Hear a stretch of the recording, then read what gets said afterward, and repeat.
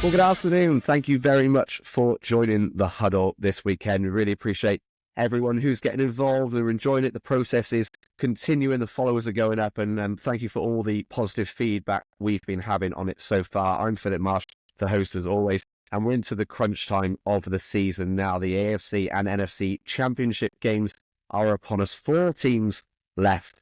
And this episode will be focusing on the AFC. We've got a representative from both teams here to fight it out. Before we even started recording, the jibes were being thrown. So this should be interesting. I'm looking forward to it. Representing the red corner, I quite like that it's red and blue actually. Representing the red corner, the Kansas City Chiefs this weekend is Shelley. Shelley, thank you very much for joining. And in the blue corner, we have Jake, both of which are Huddle writers for the website. How are you both feeling? We'll start with you, Shelley. How are you feeling? How's the news? It was quite a tight game for a while against the Texans, back in it after quite a bit of a break, but now it really kicks off, doesn't it? Yeah, absolutely. Look, I never take the Bills lying down. It's always a tough game. We've been in this position before, and I don't think we ever take it for granted. It is always a tough game. It was good to see the Chiefs on top after the Texans game, given by how the rest of the season has been some one-score games, so it was quite pleasing to see that. So hopefully we'll be on top form at the weekend. And Jake, obviously, it's always daunting going to Arrowhead. You, as a Bills fan, have got memories of playing the Chiefs in recent years, I'm sure. How are you feeling? We'll get into it more in detail, but are you looking forward to it? Yeah, looking forward to it. It's nice to be the underdog again, if I'm honest, after potential slip-ups, but I think the prospect of potentially losing a 4th consecutive playoff game is something that I don't want to do to the Chiefs, because we've had previous history of losing 4 consecutive significant playoff games. So it'd be nice to get this one over the line, wouldn't it? Yeah, you beat me to the punch. I was going to say 4 in a row defeats is something that is pretty good. Coming to the Bills, at least. Hopefully, well, for your sake, hopefully for the blue corner side anyway. That ends this weekend. I just wanted to talk to you both before we get into your particular teams. There's been loads and loads of news this week going on across the NFL, loads of new hirings, firings. I just want to see, it's not Bills or Chiefs related, but the Lions basically have had their coaching staff decimated. They've all gone elsewhere. Ben Johnson now at the Bears, Aaron Glenn at the Jets. What did either of you make of those moves? Do you think they were wise moves? I know, Jake, I spoke to you the other day, you said you prefer less of these offensive gurus and you prefer a head coach to be a head coach. But Ben Johnson obviously has been someone who's been really in demand. Yeah, absolutely. I think the Ben Johnson hire, I think it'd be very interesting to see how he coaches coaches. He's clearly a very good play caller. He's clearly a very good man manager of his team. But I think it'd be very interesting to put him in Dan Campbell's shoes, so to speak, and put him into that position. I guess we'll see. Ultimately, what I will say is, yeah, he's obviously the offensive mind that someone like Caleb Williams could really thrive under. So I think that's the right move for the fan base and for the team right now. But I'll hold back on making any major judgments. But I think we'll see quite quickly on that. And from the Lions to the Bears, sort of staying in the same division. I don't know, something about that. If the Chiefs did that, if someone like Spags left the Chiefs and came to the Chargers, how would you feel about that? I mean, I know that there has been interest in Spags, and that worries me. But obviously, a head coaching job is a good move in everybody's career. I think that with the moves that have taken place, if you're a Bears fan, if you're a Jets fan, you're liking this move. You've seen the success that the Lions have had this season and last season, and I think that they're going to want a little bit of that themselves. So I think they're going to take that experience and welcome it with open arms. I think it's a good move for the teams that they've gone to. It all came crashing down for the Lions, unfortunately, last weekend. So really looking forward to the game. I think there was an 11-minute period where there were 6 touchdowns and a pick 6, which was just absolutely incredible. One of the best games I've watched of this season for sure. But unlike Jared Goff, actually Goff's a good segue because they've just announced the shortlist for all the awards that will be revealed in Super Bowl week, and Goff is among the MVP, the 5 selections there with Lamar, Burrow, Allen, and Barkley. I think Goff's lucky that they were probably decided before that came on the weekend because he didn't have his best one. Jake, as the Bills face here, Josh Allen, I know our Ravens writer for the website, Adam, wrote a piece basically saying it has to be Lamar. It's the only option. It has to be Lamar Jackson. And I know that you commented on it I believe, on the Facebook post saying, oh, yeah. There's two sides to that coin. What's your argument for Josh Allen to be the MVP? I suppose what we'll find out with this process of the key individuals that do vote, I think what's going to be found out is, what does MVP actually mean? I think Josh Allen is clearly the MVP of the Bills, and the Bills have had a very successful season. By metric, Joe Burrow is on that list. The Bengals have not had a successful season, but any success they have had has come through him, much the same as Saquon Barkley. No disrespect to Lamar Jackson, he's also, been a large part of the success of the Ravens. But I think if you look, and I'll leave it at this, Josh Allen and Deion Dawkins are the only Pro Bowlers for the Buffalo Bills, and they have, largely they've had a better record. They've beaten the Ravens head to head in the game that counts. The Ravens, I think, had 9 Pro Bowlers. And I think if we're looking at who is the most valuable player to the team that won when it counts with less Pro Bowlers, I think Josh Allen has to be the MVP off the back of that. Well, that's a good argument. And Shelley, I know you put, I think, on X before your account was unfortunately hacked, that you feel that the Chiefs players and coaches in particular have been overlooked for a lot of awards this season. Yeah, I mean, I know we've not had a season where we played particularly well, but we've been consistently at the top. And I think to just ignore Patrick Mahomes and not have him up there, that seems to be disrespectful to me and for him to not be in the Pro Bowl. But we've got bigger things to think about, hopefully. But yeah, I agree. I think that it's got to be Josh Allen. As much as it pains me to say it, I don't think Joe Burrow is in the conversation this year. And the Bills, there's a reason that this team are up here with us every year. And it's, for me, it's about that consistency. I think you're looking at performance, you're looking at where they're getting to, so it pains me that that Patrick Mahomes isn't here. But yeah, I think I'd have to agree with Josh Allen. Wow, I think that might be the only time we get an agreement. Maybe. It's nice to start off on a playing field where we're all friends, though. That's very good. The one that I know is of interest to you, Jake, is the Comeback Player of the Year awards.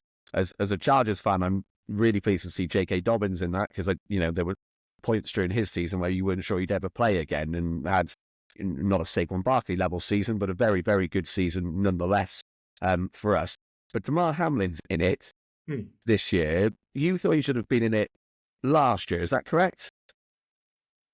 I did think he should have been in it last year. I think that the metric of what you come back from maybe doesn't get taken into account quite so much as what you then achieve on the field. And I think he's been hard done by last year by the fact that he didn't play last year at all, really. And yeah, obviously missed out last year. But I'm pleased to see him today being announced. So that's a positive at least. Yeah, in terms of comebacks, that's as big a comeback as you can kind of make, I guess. I think so. I'd also argue, what has Sam Darnold truly come back from, other than the 49ers bench, maybe, from last season? I think everyone else on that list, Christian Gonzalez, to have come back from an ACL tear to then being an elite level cornerback this year, I think is probably traditionally the player that would win it.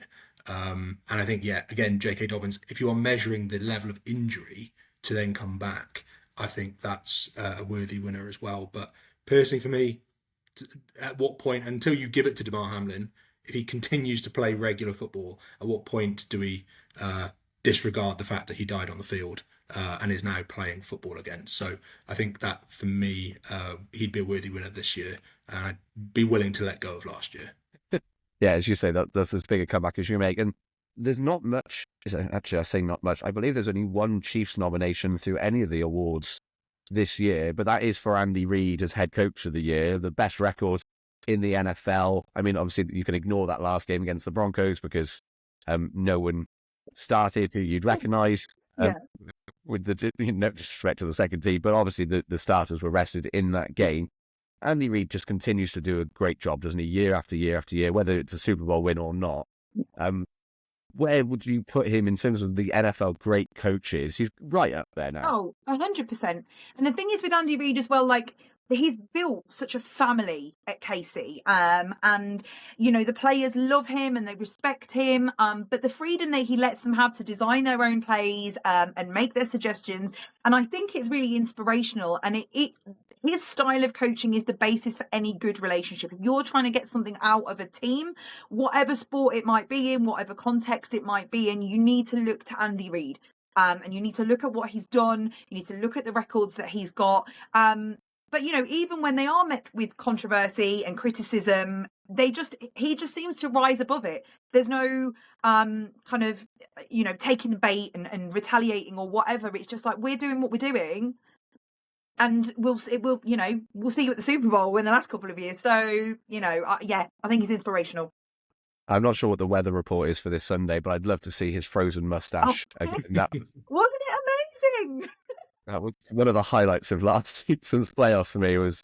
I just don't know how you can sit there with that and not be fazed or concerned. I think most people would have to do something about it, but he was just staring through it like nothing was. It was excellent. I thought one of the players I wanted to pick out from the list, and not from either of your teams, but a player who I've loved watching this year on the defensive side of the ball is Zach Barn for the Philadelphia Eagles, who's a player who came out of nowhere, really, was a bit part player on the Saints. And I think the first game of the season in Brazil made 16 solo tackles for the Eagles. And you're like, flipping heck, who is this guy?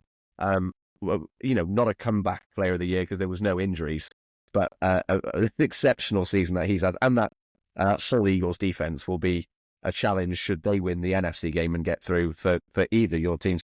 So let's get to the game. Let's get to what we're here for. Bills, Chiefs, 11:30, Sunday night. As you've already touched upon, Jake, it's not been the best matchup for you in recent years. How would you rate your season up to this point, though? Before whatever happens in this game, I don't like tier lists. I see people doing those all the time online. But how would you give a grade to the Bills season up to this point? A letter grade? We're going with letter grades? Yeah. Or a mark out of 100, however you fancy. Oh, okay. I'm very metric. I think I'd probably have to say for the Bills, I'd give us an A. I think regardless of how this season ultimately ends, it's not going to be viewed as a disaster. If we lose to what is it is a good Chiefs team. I'm not going to sit here and lie to Shelley. You guys do deserve your record because you win the games, regardless of which way the coin sometimes falls. But if we lose, there's no shame in that. And I think what the team has done is it's evolved. We've supercharged what was looking like a bit of a rebuild. We lost Jordan Poyer. I know Micah Hyde has sat in the practice squad, but we lost him for a large part. So there was a part where I think a lot of people ruled the Bills out. There was the closing of the window, which people like to refer to. And I think actually what this has proven is that so long as we've got Josh Allen playing and doing Josh Allen things, the window is never actually shut. And that for me is a success that, we dominated the division this year. And it doesn't look like next year is necessarily going to be any different. I don't think any of those three teams in the division. So, we should be in a position to be in the playoffs next year as well. So I think that's all you can ask for from a division is, or from your team really, is to consistently be good. And believe me, as a fan of the Bills, that hasn't always been the case during my lifetime. So I'll take that any day. And the same question is for you, Shelley, but be careful if you slag off any of your division rivals. It's been a difficult season, I'm not going to lie. And I've put in my articles that actually, as a Chiefs fan, there's been no plain sailing. It's made it exciting. And if you're a neutral, then, there's always entertainment on that field. I don't want to blame things on injury, but obviously, beginning part of the season, we didn't have Pacheco, and I think that we really had a gap there. I think we need his speed. I think we need his angry runs. So that has been difficult. I think Kareem Hunt has had an absolutely standout season. he's come back and he's really made a name for himself, and a lot has fallen to him. We've got our superstars, we've got our Travis Kelce, and it's been sad to see that his season hasn't been consistent. And in terms of stats and data, he's not been up where he normally is. Perhaps other things are distracting him. Who knows? But yeah, You you blame know, the bloke. we've like you said, we found ways to win. And in the face of diversity or coming back from behind or one score, it doesn't matter. You know, that's a championship mindset. That's a championship team when you're finding ways to win. Yeah, I was saying to Mark, who we had on in the first episode, who's the Broncos Europe founder, we had sort of a sort of a slight Chiefs bashing segment. And I said that when I have you on the podcast, I'll be sure to level that playing field because, as you know, he described the Chiefs as the luckiest 15-win team he's ever seen. And I'm not saying I necessarily disagree with that because, as I mentioned on that episode, when you're finding ways to win week in, week out, there's a point where luck goes out the window and you have to put it down to something else. But there were a few moments this season where I imagine even you as Chiefs fans went, flip it out, we got away with one there. Yeah. You should have seen the group chat. It was like... from agony to ecstasy, but that is very much the Chiefs season. I think we are lucky, and I think that you know, you're right, luck has come into it. But yeah, the record is now too high to give that all to luck. You know, would there be one? Because there were a few of them. That, I mean, I think it feels like the first 7 games of the season there was always one incident where, whether it be a pass interference call with the Bengals or not call against the Falcons, the kick against the Broncos, the off the post against us, and the list goes on. The Raiders is the worst one. The Raiders, because that's just them snapping the ball when the quarterback's not looking. Was there one game of the lot of them that you wanted to win particularly that went your way? Even the Ravens won first game of the season. Yeah, I mean, it's always the Raiders. You know, it's always Chiefs fans want to beat the Raiders, and so that was that was like time standing still. I mean, I don't even know what the conversation must have been in my house because it was everybody on the field was confused. So us watching at home were like, "What happened?" And it was only kind of when we'd seen the replays a couple of times, it was like, "Oh." So yeah, it's always good to beat the Raiders, and I feel like that's where the rivalry is. So always want to beat them. Yeah, I've got a good friend, one of my best friends in Cardiff is a Raiders fan, and we were watching that game together. It was a week after you'd beaten the Chargers with the off the post kick. And I was like, you know, I don't, as a Chargers fan, I don't particularly have much love for the Raiders or the Chiefs. But given the way the season was going, I put my arm around it. I was like, you've got them here. And then they pan back to O'Connell and he's running around, the ball's on the floor, there's flags everywhere. It's just like, what is happening? Yeah. Yeah, they've done it again. So yeah, an incredible season. If you know, as you said in the stories you've written for the HuddleUK website, most of them have started with "and breathe," or you know, thank God we got through that one because there were so many moments. Going back to the Bills, there've been some tight games and some disappointing losses in there, but it's not been quite as stressful, has it? No. Yeah. There's not been, I think, really many situations where I've had the same feeling as Shelley, to be honest, where we've been beaten. I mean, we were comfortably beaten by the Baltimore Ravens. That was uncomfortable, but for the wrong reasons. But yeah, I mean, there's been times where we've boat raced teams. I think the Jags game was an exhibition. So yeah, it's been enjoyable to watch. So looking to this game, again, it might be a closer one, as you just said there, Jake. It's been quite easy at times for the Bills. I doubt this game will be like that. Let's start with the Chiefs as the home team.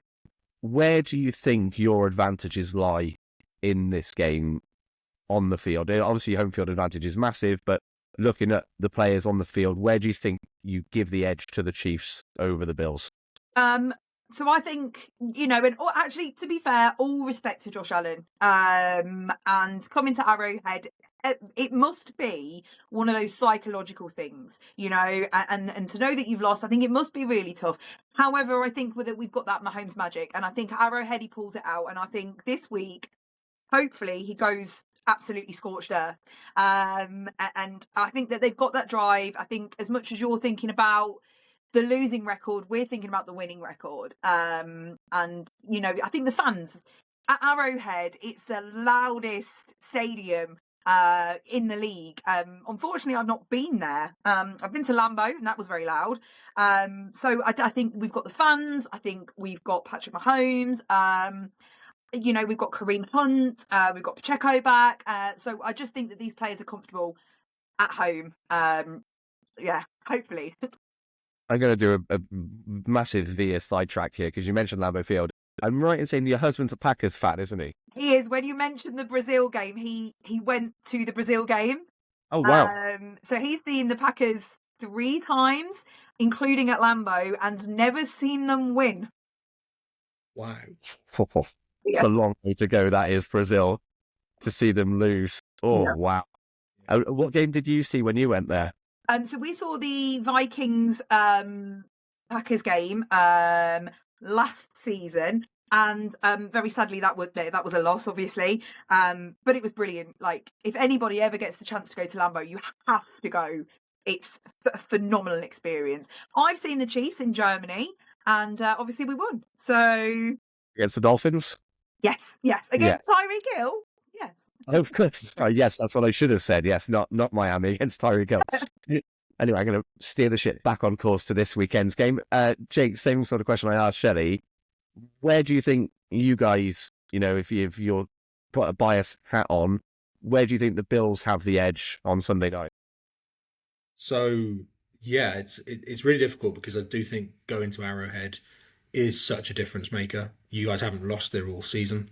In fact, I don't even know when the last time you have lost there. Presumably you haven't lost there all season. There must be some sort of longevity record there. Personally, for me, I think one thing the Bills did really well against the Ravens, everybody knew going into that matchup, we need to stop Derrick Henry. He ran for 199 yards on us last time. What the Chiefs have done very good or very well this season. We know the danger of Pacheco. Shay's already referred to it. He's done amazing to come back from his fractured leg. Joe Tooney, I think we mentioned earlier about the disrespect of the Chiefs. If there's ever an offensive lineman who should be put up for MVP, I think it's Joe Tooney going from left guard to left tackle at a time when fundamentally the Chiefs needed a left tackle, and he stepped up, and that is positionally very difficult for, I think people just assume that you can move across the line willy-nilly. I think for me, the Bills have to be able to stop the run because that interior offensive line for the Chiefs is so good. I think Ed Oliver played exceptionally well against the Ravens, but I think one thing that we struggle with is getting pressure and stopping the run against certain teams. And I think one thing that the Chiefs will be able to potentially do if we do not game plan accordingly is run. And I think that'll just set up the rest of the game for the Chiefs to get into that game-winning mentality of we can run the ball, let Spags do Spag stuff in the third and fourth. And that is not what we want to do when we're at Arrowhead, basically. So for me, I think it's going to come down to how can we neutralise that, a bit like we did against the Ravens. But I think that's going to be crucial to the win. Pub quiz question. Shelley, last loss at Arrowhead? Was it Christmas last season? Is the correct answer against the Raiders, yeah. Because I remember watching it on Christmas Day and just being like, well, why did I do that? Now I'm in a terrible mood. I always find it strange that they have Christmas Day games. It's just, you're asking for at least 2 fan bases to be miserable. It's meant to be the happiest day of the year. It's a strange concept, I think, for British fans over here. The idea of playing on Christmas, in my head, Boxing Day is sport day. Always love Boxing Day. We have the Welsh rugby derbies and there's always football. But yeah, Christmas Day is bizarre one. I'll struggle to get my head around that. One player that you mentioned briefly there, Jake, James Cook. And I said at the start, you love your stats, you're a stats buff, and you sent me a load earlier of sort of players who were having Pro Bowl seasons and their sort of stats. And there was a real similar one that you said between Marshawn Lynch back when he was bulldozing people for fun with the Seahawks and James Cook this year. And the stats are very similar, except James Cook has half as many fumbles and 16 touchdowns as opposed to 8 and hasn't been voted to the Pro Bowl. He's a player I love to watch, even though they mix up that backfield a lot. The Chiefs' defense is obviously very good, but he will be a key part of this game, won't he, on Sunday as well? Yeah, he will. Obviously, we've been very fortunate that the offensive line has been superb, both in pass protection, but also I think we can say Spencer Brown is officially an elite right tackle, and has been just doing really horrible things to opposition players. Just the way that guy moves. But I think for James Cook, I've been really impressed. I was concerned with him coming out of college, whether he could hold up under the duress. He wasn't the biggest back. But he's handled the workload. I think we've seen how that with the mixture of Ray Davis and Ty Johnson as well has been a real kind of three-headed attack. I mean, Ty Johnson's catch against the Broncos is one of the best catches I think in living memory for me. So it for Bills, I'm not going full league. So about to say, I think both me and Shelley were ready to go for an argument there, but well corrected. Look, I remember the Hail Murray. Okay, like I'm not going to argue that one, but yeah. So I think for me, my only argument, for the fact that James Cook hasn't been voted to the Pro Bowl, firstly, if people are arguing that Lamar Jackson should or shouldn't, surrounded by other Pro Bowlers, if we're saying that the offensive line has helped James Cook get to 16 touchdowns, or Josh Allen has, who cares? Like he did it. But I think it's a sign of how solid this season has been. The Saquon Barkleys, and countless other running backs across the league. I think James Cook, as great as the season has been, I think he's just been overlooked by so many other elite options in the league, unfortunately. I think Garrett Wilson would have something to say about best catcher this season if you were if you were looking at I still don't know how he did that catch. I was absolutely wild. We won't do predictions just this second. What I do want to know is, looking at the other side, the NFC, Eagles, Commanders, it feels like sort of the veteran team that have been there against these new plucky upcomers in Washington. I know obviously Washington were great, in the 80s and the 90s, but haven't been there, I think, the first playoff win this year in 19 years. Which team would you prefer to face if you were to get to the Super Bowl, Shelley? The Commanders.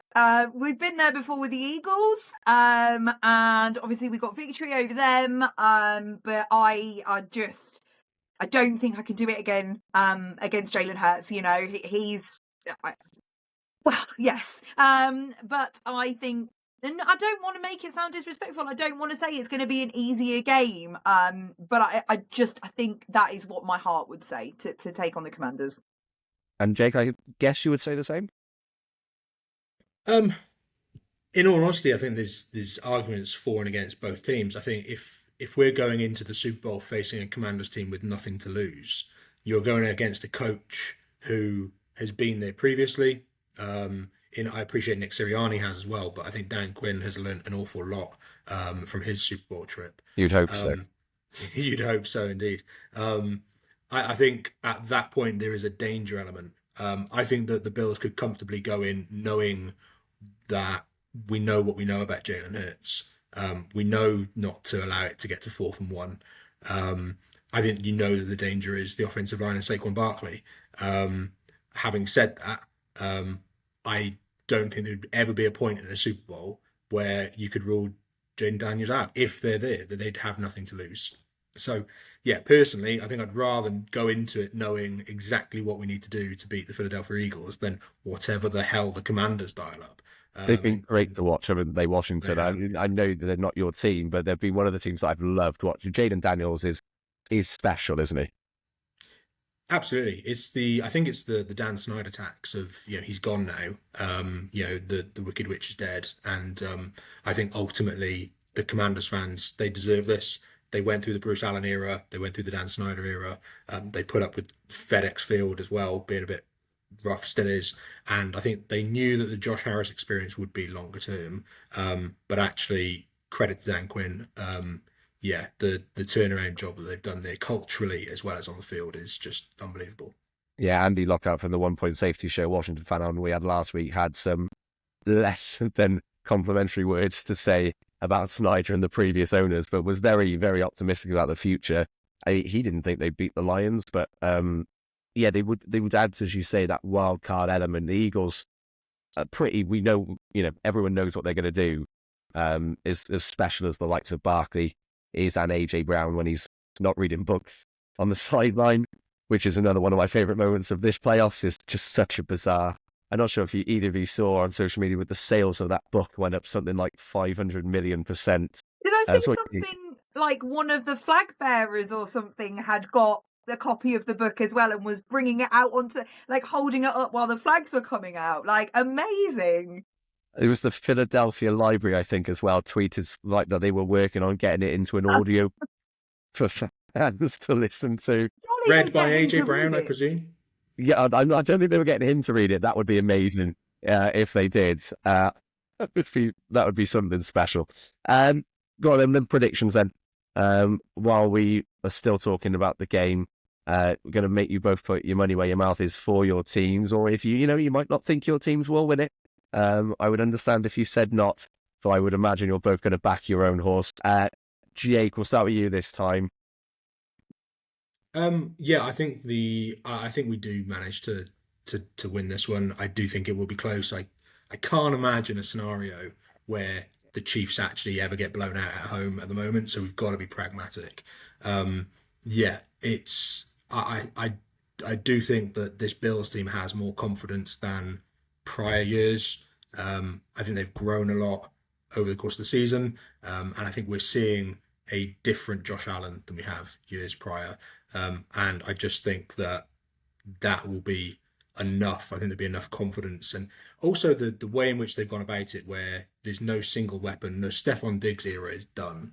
If it's not Amari Cooper, it's Keon Coleman. If it's not Keon Coleman, it's Khalil Shakir or one of the many running backs, or Dalton Kincaid. So I think without his shoes on, exactly the enigma that he is. So I think for me, how best to beat an elite defense is to ask them multiple questions at any one point. And I think for me, that is a different Bills than the Chiefs have seen. I know they played them earlier in the year, but I think in this sort of game, it's a different animal.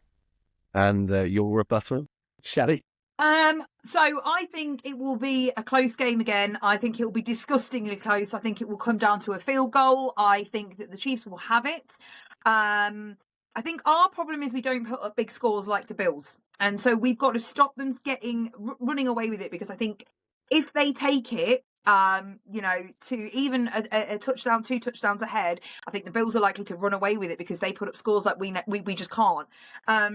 So I think it'll be very close. I think obviously knowing what it comes down to and having these two elite teams, not just quarterbacks, but elite teams facing off against each other, I think it will stay close. And as I say, it would be so cheapy for it to come down to a field goal, wouldn't it? Or 13 seconds, that would just be awfully tight. No.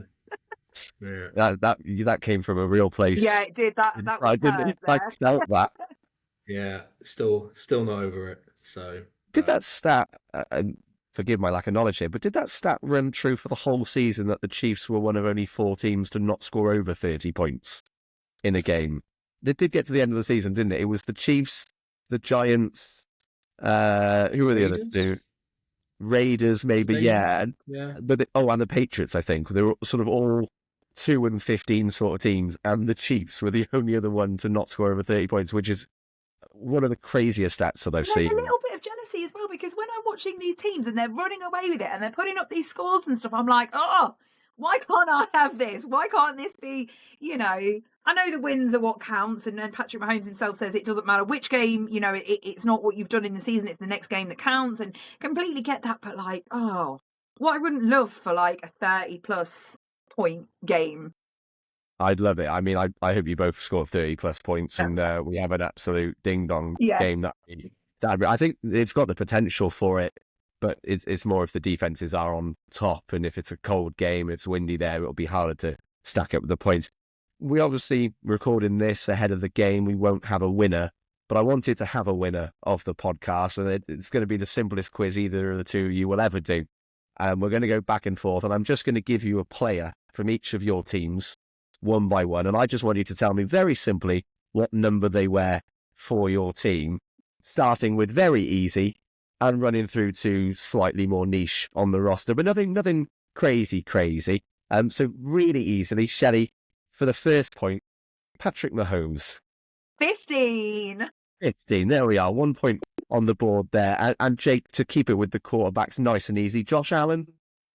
17. 17, correct. I'm glad that neither of you got that wrong, because if you did, you'd probably be the wrong people to have on this show. I might go out in the next one, though, so... Number 2 was player you mentioned earlier, Shelley, Pacheco. 10. Number 10, absolutely. Jake, Khalil Shakir.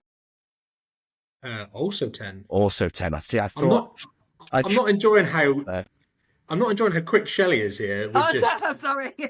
No. Somebody's been quizzing. I went, yeah. It's impressive. It's just putting me under pressure quite quickly to always reply. The reason I wanted to do a quiz is because I've seen on your social media that you love a pub quiz, Shelley, and I know Jake is very much a quiz master like myself. I love pub quizzes. I love a pub quiz, but I'm not very good at a pub quiz, so there's... You've got the competitive spirit, though. I can see you sort of jumping there, ready for the next one. So the next one, move to the wide receiver room. Juju Smith-Schuster. 9. 9 is absolutely correct. And Jake will flip it back to the running back room then for you with Ray Davis.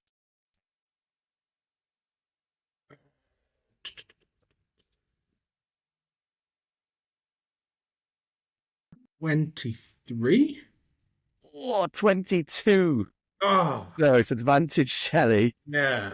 Very close. The last two are harder for both teams. Shelley, Trent McDuffie. 22. Yeah, damn. See, neither of you fell for the double feint at the same numbers. Okay, 22. You've got to keep this one then, Jake, to stay in it. Matt Milano.